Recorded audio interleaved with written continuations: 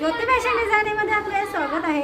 आजच्या व्हिडिओमध्ये आपण डीप नेकमध्ये इथे डिझाईन वाला गळा टाकणार आहोत। तर त्यासाठी मी इथे अर्धा इंच बाही जोडण्यासाठी जागा सोडते आणि रेडी 2.50 ची रेडी शोल्डर पट्टी सोडते आणि 0.25 शिराईसाठी जागा आणि इथून एक अशी सरळ लाईन करून घेते आणि इथे अर्धा इंच कमरपट्टी जॉईन करण्यासाठी आता इथे 2 इंच रेडी पट्टी पाहिजे आणि 0.25 शिलाईची जागा आणि अशा रीतीने हा पूर्ण चौरस तयार करून घेते।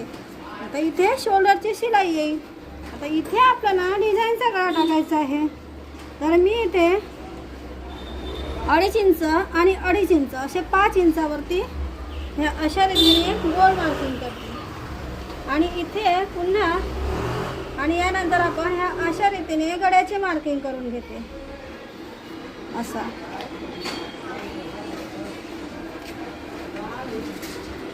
म्हणजे अशा रीतीने आपला हा गळा इथे मी हा मार्किंग केला, नंतर याला पूर्ण कटिंग करून घेते।